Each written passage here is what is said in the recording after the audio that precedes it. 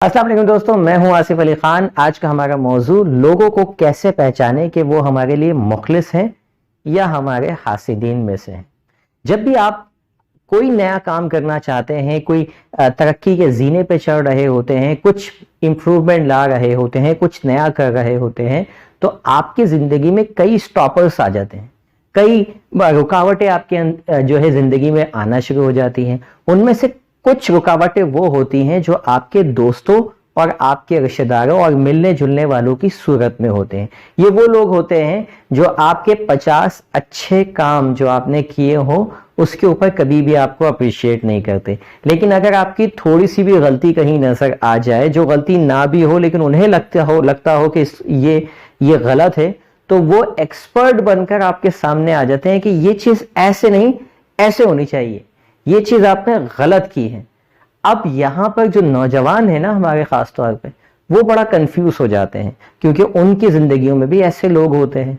वो कंफ्यूज ये हो जाते हैं क्योंकि ये लोगों का दावा ये होता है कि हम तुम्हारे खैर ख्वाह हैं, हम तुम्हारे मुखलिस हैं, जब भी तो तुम्हें बता रहे हैं, हम तो तुम्हें क्रिटिसाइज जो कर रहे हैं, तनकीद बराए इस्लाह है।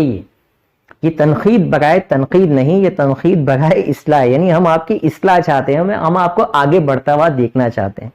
साथ साथ वो ये भी बोल रहे होते हैं और साथ ही साथ वो क्रिटिसाइज के जरिए आपके जहन में नेगेटिव जो है वो वायरस भी डाल रहे होते हैं, जो आपके पोटेंशियल को रोकता है, जो आपके कॉन्फिडेंस को मारता है, जो आपके पैशन को जो है वो किल करता है। वो ऐसी ही बातें होती हैं जो लोगों की तरफ से आपको सुनने को मिल रही होती हैं।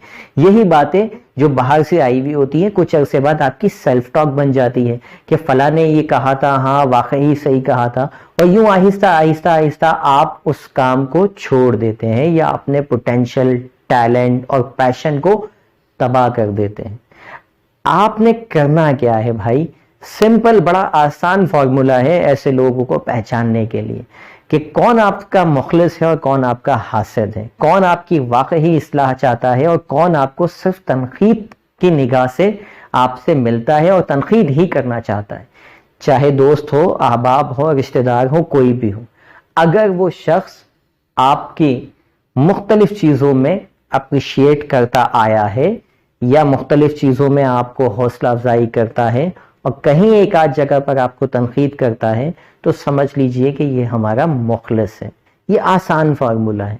और अगर कोई शख्स ऐसा है जो आपकी 50 अच्छी चीज़ों पर तो खामोश बैठा रहा, कभी देख देख के कुछ ना बोला, और जैसे ही उसको लगा कि ये वो जगह आ गई है, ये वो पॉइंट है जहां मैं अपनी एक्सपर्टीज को जाहिर कर सकता हूं, मैं आपको बता सकता हूं कि मैं आपसे ज्यादा जानता हूं, वो एक्सपर्ट बनकर आ गया और आपको क्रिटिसाइज करने लगा, तो समझ जाइए कि इनका ताल्लुक हासिदीन वाली लिस्ट में मौजूद है।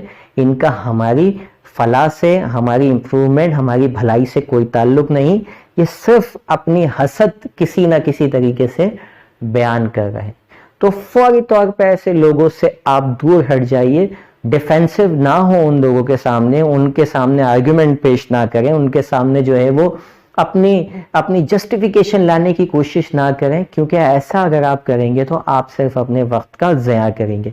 ऐसे लोगों को सिंपल कहें कि जी हाँ जी, हम आपकी बात बिल्कुल ठीक है, हम इसको कंसीडर करेंगे, हम इसको इम्प्रूव करेंगे, और उसके बाद आप वहाँ से घूम के निकल जाएं और अपना टाइम बचाएं, साथ साथ उस नेगेटिव एनर्जी से भी अपने आप को बचाएं। क्योंकि जो शख्स भी हासिद होगा, जो भी आपसे हसद रखता होगा, लाजमी उसके अंदर नेगेटिव वाइब्स होंगी, और नेगेटिव वाइब्स जब आप उससे मिलेंगे तो वो आपको असरअंदाज करेगी, आपके पैशन को असरअंदाज करेगी, आपके विजन को असरअंदाज करेगी।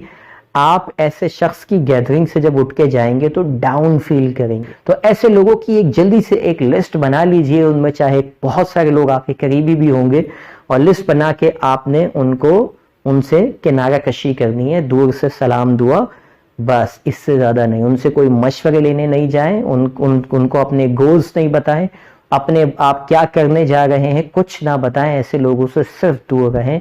यही वाहिद जरिया है हासिदीन से बचने का।